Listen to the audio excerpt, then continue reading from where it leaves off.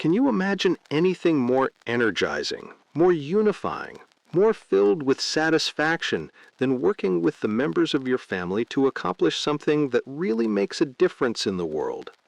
Can you imagine the bonding, the sense of fulfillment, the sense of shared joy? Living outside ourselves in love actually helps the family become self-perpetuating. Its very giving increases the family's sense of purpose, and thus its longevity and ability to give.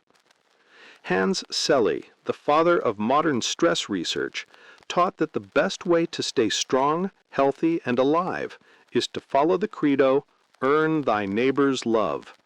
In other words, stay involved in meaningful, service-oriented projects and pursuits. He explains that the reason women live longer than men is psychological rather than physiological. A woman's work is never done.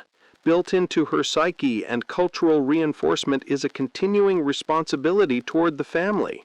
Many men, on the other hand, center their lives on their careers and identify themselves in terms of these careers.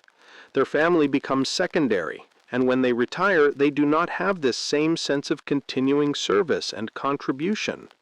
As a result, the degenerative forces in the body are accelerated, and the immune system is compromised, and so men tend to die earlier. There is much wisdom in the saying by an unknown author, "I sought my God, and my God I could not find. I sought my soul, and my soul eluded me. I sought to serve my brother in his need, and I found all three, my God, my soul, and thee." This level of significance is the supreme level of family fulfillment.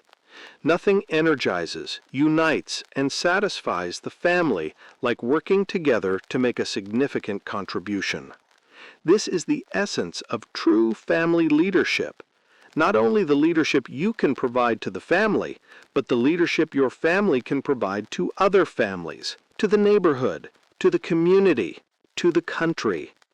On the level of significance, no longer is the family an end in and of itself. It becomes the means to an end that is greater than itself. It becomes the vehicle through which people can effectively contribute to the well-being of others. As you move toward your destination as a family, you may find it helpful to look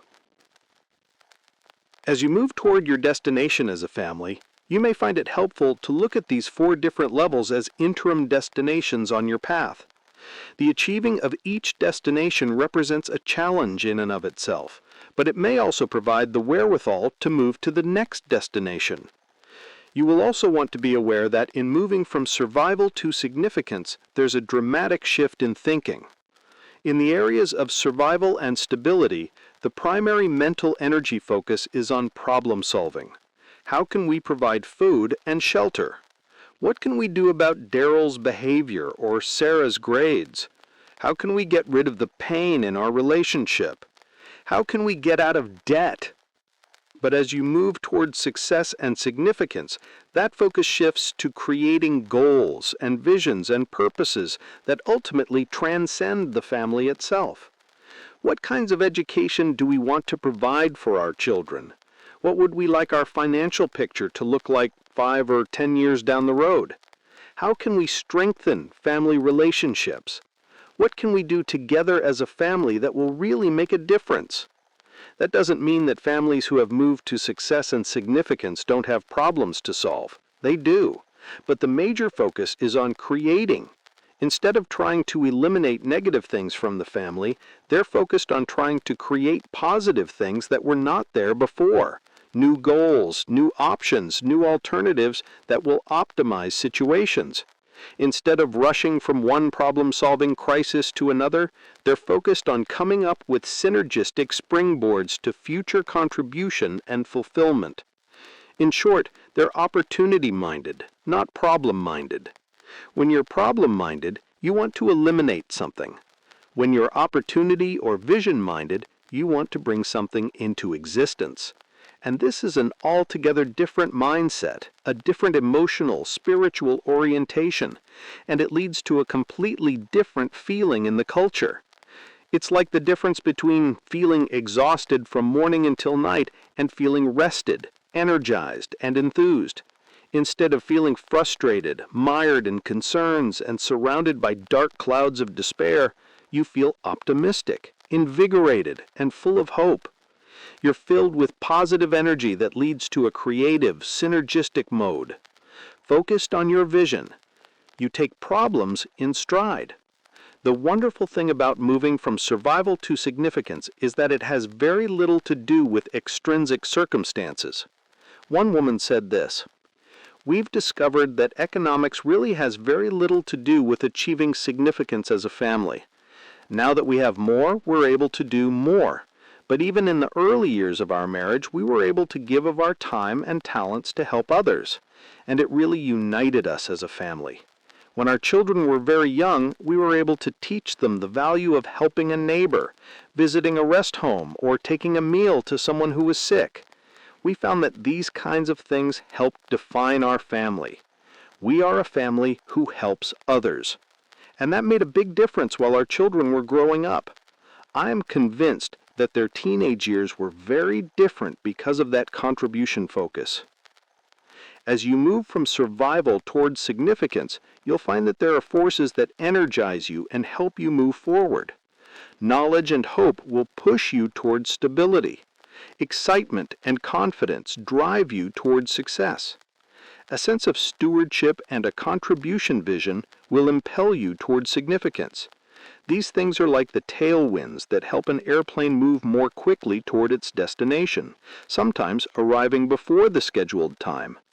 But you'll also find there are strong headwinds, forces that tend to restrain you, to slow or even reverse your progress, to push you back, to keep you from moving ahead. Victimism and fear tend to drive you back into the fundamental struggle for survival. Lack of knowledge and a sense of futility tend to keep you from becoming stable. Feelings of boredom and escapism thwart the effort to be successful. Self-focused vision and a sense of ownership rather than stewardship tend to keep you from significance. You'll notice that the restraining forces are generally more emotional, psychological, and illogical. Driving forces are more logical, structural, and proactive. Of course, we need to do what we can to power up the driving forces. This is the traditional approach. But in a force field, the restraining forces will eventually restore the old equilibrium. Most important, we need to remove restraining forces. To ignore them is like trying to move toward your destination with your thrusters in reverse. You can put forth all kinds of effort, but unless you do something to remove the restraining forces, you'll be going nowhere fast, and the effort will exhaust you. You do need to work on driving and restraining forces at the same time, but give the primary effort to working on the restraining forces. Habits 1, 2, 3, and 7 fire up the driving forces.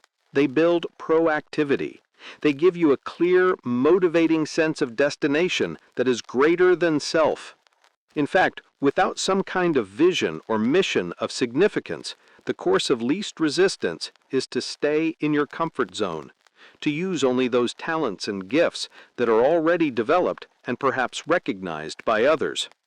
But when you share this vision of true significance, of stewardship, of contribution, then the course of least resistance will be to develop those capacities and fulfill that vision, because fulfilling the vision becomes more compelling than the pain of leaving your comfort zone.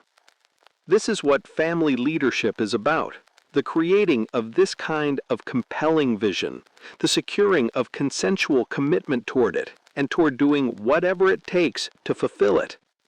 This is what taps into people's deepest motivations and urges them to become their very best. Then, habits 4, 5, and 6 give you the process for working together to accomplish all those things. And habit 7 gives you the renewing power to keep doing it. But habits 4, 5, and 6 also enable you to understand and unfreeze the restraining cultural, emotional, social, and illogical forces so that even the smallest amount of proactive energy on the positive side can make tremendous gains. In fact, a deep understanding of the fears and anxieties that hold you back changes their nature, content, and direction, enabling you to actually convert restraining forces into driving ones. We see this all the time when a so-called problem person feels listened to and understood and then becomes part of the solution. Consider the analogy of a car. If you had one foot on the gas pedal and the other foot on the brake, which would be the better approach to go faster, flooring the gas pedal or releasing the brake? Obviously, the key is to release the brake. You could even lighten up on the gas pedal and still go faster, as long as you got that other foot off the brake. Similarly, habits 4, 5, and 6 release the emotional brake or give air in the family so that even the slightest increase in driving forces will take the culture to a new level. In fact, there is extensive research to show that by involving people in the problems and working out the solution together, restraining forces are transformed into driving forces. So these habits enable you to work on driving and restraining forces at the same time and free you to move from survival to significance. You may find it helpful to go over the chart on the previous page with your family to get a sense of perspective, to see where you feel you are as a family, and to identify driving and restraining forces and decide what to do about them. You may also want to use it as a tool to help your family move from a problem-solving to a creative orientation. Most of us have an innate desire to improve our families. Subconsciously, we want to move from survival toward success or significance. But we often have a tough time. We may try as hard as we possibly can and do everything we can think of, and yet the results may be the exact opposite of the ones we want. This is especially true when we're dealing with a spouse or a teenager, but even when we're dealing with young children who are generally more open to influence, we wonder how to influence them in the best possible way. Do we punish? Do we spank? Do we send them to a room by themselves? Is it right to use our superior size or strength or mental development to force them to do what we want them to do? Or are there principles that can help us understand and know how to influence in a better way? Any parent, or son, daughter, brother, sister, grandparent, aunt, uncle, niece, nephew, or other person who really wants to become a transition person, an agent of change, and help the family move higher on the destination chart, can do it. Particularly if the person understands and lives the principles behind the 4 basic family leadership roles. Because family is a natural, living, growing thing, we'd like to describe these roles in terms of what we call the principle-centered family leadership tree. This tree serves as a reminder that we're dealing with nature and with natural laws or principles. It will help you understand these 4 basic leadership roles and also help you diagnose and think through strategies to resolve family problems. You might want to take a look at the tree. With the image of this tree in mind, let's take a look at the 4 family leadership roles and how cultivating the 7 habits in each role can help you move your family along the path from survival to significance. Modeling. I know of one man who loved to go hunting with his father when he was a young boy. The father would plan weeks ahead with his sons, preparing and creating anticipation for the event.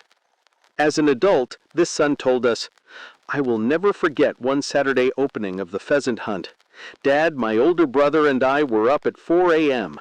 We ate Mom's big, hearty breakfast, packed the car, and drove to our designated field by 6 a.m. We arrived early to stake out our spot before any others, anticipating the 8 a.m. opening hour. As that hour drew near, other hunters were frantically driving around us, trying to find spots in which to hunt. By 7:48, we saw hunters driving into the fields. By 7:45, the firing had started, 15 minutes before the official start hour. We looked at Dad. He made no move except to look at his watch, still waiting for 8 o'clock. Soon the birds were flying. By 7:50, all hunters had moved into the fields and shots were everywhere. Dad looked at his watch and said, The hunt starts at 8 o'clock, boys. About 3 minutes before 8, 4 hunters drove into our spot and walked past us into our field. We looked at Dad. He said, "The hunt starts for us at 8 o'clock. At 8, the birds were gone, but we started our drive into the field. We didn't get any birds that day.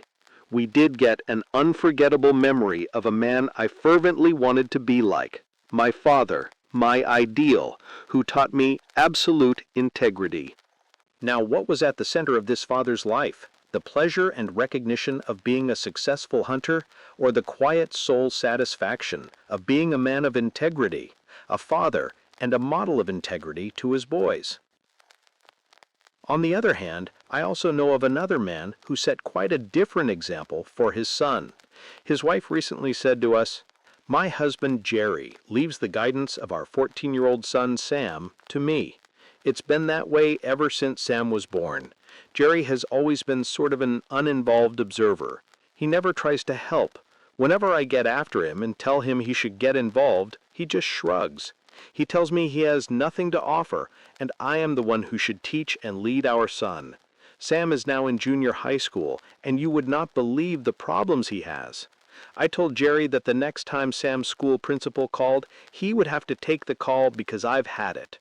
That night Jerry told Sam that his mom wasn't going to help him anymore, so he'd better quit causing problems. I got so mad when he said that, I just wanted to get up and leave. When I exploded, Jerry said, "Hey, don't blame me. You're the one who's been in charge. You've taught and led him, not me." Who is really teaching and leading this young boy? And what is this father teaching his son? The father has tried to forfeit his influential position by stepping aside and supposedly letting his wife do the influencing. But has he not had a powerful influence as well? When Sam grows up, won't his father's had a powerful influence as well? When Sam grows up, won't his father's actions, or lack of actions, have influenced him in profound ways? There is no question that example is the very foundation of influence. When Albert Schweitzer was asked how to raise children, he said 3 principles: first example, second example, and third example. We are first and foremost models to our children. What they see in us speaks far more loudly than anything we could ever say. You cannot hide or disguise your deepest self. In spite of skillful pretending and posturing, your real desires, values, beliefs, and feelings come out in 1,000 ways. Again, you teach only what you are, no more, no less. That's why the deepest part of this principle-centered family leadership tree, the thick fibrous root structure, represents your role as a model. This is your personal example. It's the consistency and integrity of your own life. This is what gives credibility to everything you try to do in the family. As people see in your life the model of what you're trying to encourage in the lives of others, they feel they can believe in you and can trust you because you are trustworthy. The interesting thing is that, like it or not, you are a model. And if you're a parent, you are your children's first and foremost model. In fact, you cannot not model. It's impossible. People will see your example, positive or negative, as a pattern for the way life is to be lived. As one unknown author so beautifully expressed it, if a child lives with criticism, he learns to condemn. If a child lives with security, he learns to have faith in himself. If a child lives with hostility, he learns to fight. If a child lives with acceptance, he learns to love. If a child lives with fear, he learns to be apprehensive. If a child lives with recognition, he learns to have a goal. If a child lives with pity, he learns to be sorry for himself. If a child lives with approval, he learns to like himself. If a child lives with jealousy, he learns to feel guilty. If a child lives with friendliness, he learns that the world is a nice place in which to live. If we are careful observers, we can see our own weaknesses reappear in the lives of our children. Perhaps this is most evident in the way differences and disagreements are handled. To illustrate, a mother goes to the family room to call her young sons to lunch and finds them arguing and fighting over a toy. Boys, I've told you before not to fight. You work it out so each has a turn. The older grabs it away from his smaller brother with, I'm first. The younger cries and refuses to come to lunch. The mother, puzzled as to why her boys never seem to learn, reflects for a moment on her own handling of differences with her husband. She remembers only last night when they had a sharp exchange over a matter of finances. She remembers only this morning when her husband left for work rather disgruntled after a disagreement on plans for the evening.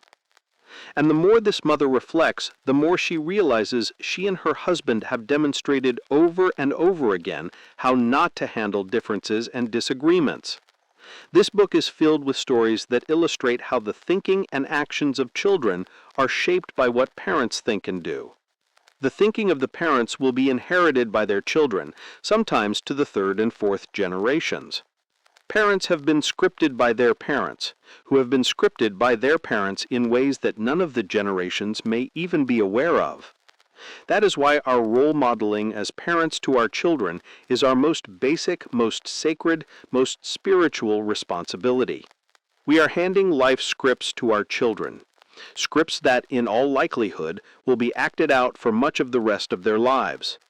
How important it is for us to realize that our day-to-day modeling is far and away our highest form of influence in our children's lives, and how important it is for us to examine what is really at the center of our lives, to ask ourselves, who am I? How do I define myself? Security. Where do I go, and what do I do to receive direction to guide my life? Guidance. How does life work? How should I live my life? Wisdom. What resources and influences do I access to nurture myself and others? Power. Whatever is our center, or the lens through which we look at life, will profoundly affect our children's thinking, whether we are aware of it and whether we want to have this influence or not. If you choose to live the 7 habits in your personal life, what is it that your children will learn? Your modeling will provide an example of a proactive person who has developed a personal mission statement and is attempting to live by it, of a person who has great respect and love for others, who seeks to understand them and be understood by them, who believes in the power of synergy and is not afraid to take risks in working with others to create new third alternative solutions. You will provide a model of a person who is in a state of constant renewal, of physical self-control and vitality, continual learning, continual building of relationships, and constant attempting to align with principles. What impact will that kind of model have on your children's lives? I know a man who is very committed to his family. Even though he is involved in many good and worthwhile activities, the most important thing to him by far is to teach his children and to help them become responsible, caring, contributing adults. And he is an excellent model of all he is trying to teach. He has a large family, and one summer 2 of his daughters were planning to marry. One evening, when they both had their fiancés in the family home, he sat down with all 4 of them and spent several hours talking with them, sharing many things he had learned that he knew would help them along the way. Later, after he had gone upstairs to get ready for bed, his daughters went to their mother and said, "Dad just wants to teach us. He doesn't want to get to know us personally." In other words, Dad just wants to dispense all this wisdom and knowledge he has accumulated through the years, but does he really know us as individuals? Does he accept us? Does he really care about us just as we are? Until they knew that, until they could feel that unconditional love, they were not open to his influence, however good that influence might have been.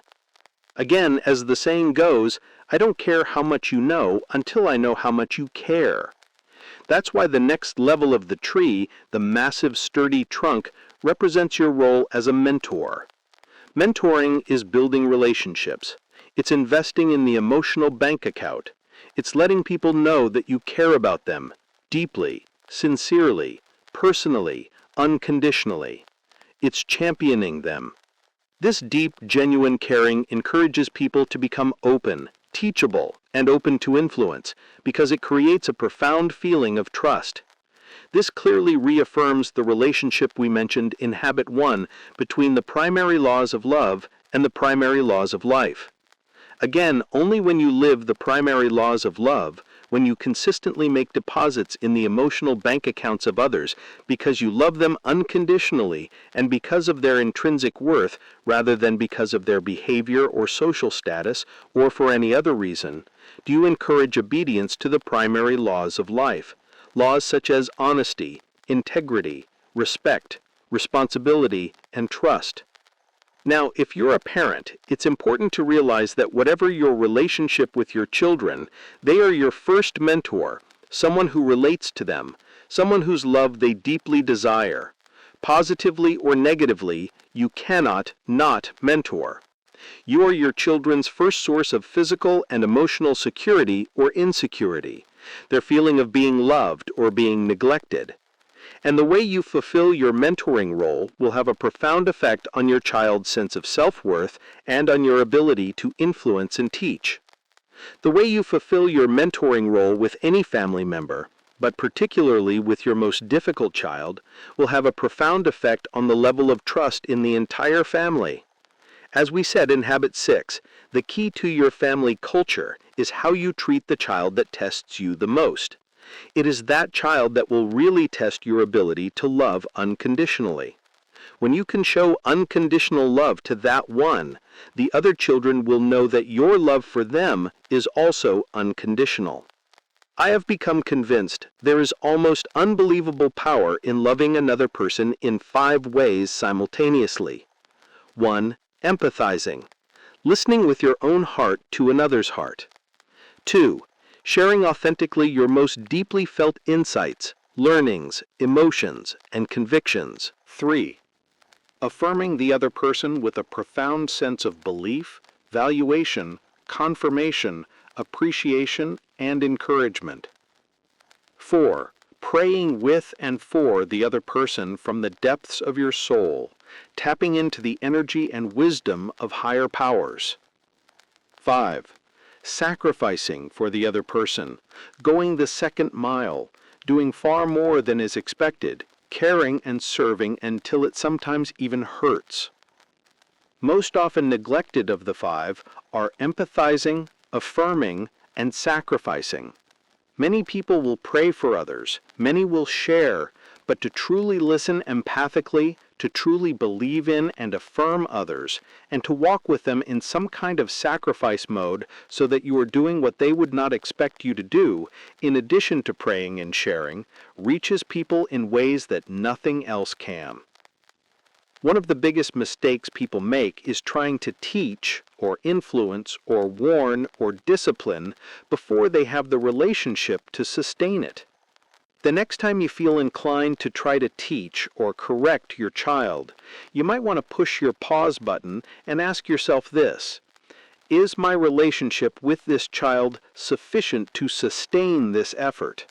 Is there enough reserve in the emotional bank account to enable this child to have an open ear, or will my words just bounce off as though he or she were surrounded by some kind of bulletproof shield? It's very easy to get so caught up in the emotion of the moment that we don't stop to ask ourselves if what we're about to do will be effective, if it will accomplish what we really want to accomplish. And if it won't, much of the time it's because there's not enough reserve to sustain it. So you can make deposits into the emotional bank account. You can build the relationship. You can mentor. As people feel your love and caring, they will begin to value themselves and become more open to your influence as you try to teach. What people identify with far more than what they hear is what they see and what they feel. You could be a wonderful model and have a great relationship with the members of your family, but if your family is not organized effectively to help you accomplish what you're trying to accomplish, then you're going to be working against yourself. It's like the business that talks teamwork and cooperation, but then has systems, such as compensation, that reward competition and individual achievement. Instead of being in alignment with and facilitating what you want to accomplish, the way you have things organized actually gets in the way. In a like manner, in your family you may talk love and family fun, but if you never plan any time together to have family dinners, work on projects, go on vacations, watch a movie, or have a picnic in the park, then your very lack of organization gets in the way. You may say, "I love you" to someone, but if you're always too busy to spend meaningful one-on-one time with that person and fail to prioritize that relationship, you will allow entropy and decay to set in. Your organizing role is where you would align the structures and systems in the family to help you accomplish what's truly important. This is where you would use the power of habits 4, 5, and 6 at the mentoring level to create your family mission statement and set up 2 new structures that most families don't have: dedicated weekly family times and calendared one-on-one dates. These are the structures and systems that will make it possible to carry out the things you're trying to do in your family. Without creating principle-based patterns and structures, you will not be able to build a culture with common vision and shared values. Moral authority will be sporadic and shallow because it will be based only on the present actions of a few people. It won't be built into the culture of the family. But the more moral or ethical authority grows and becomes institutionalized into the culture in the form of principles, both lived and structurally embodied, the less dependent you are on individual persons to maintain a beautiful family culture. The mores and norms inside the culture itself will reinforce the principles.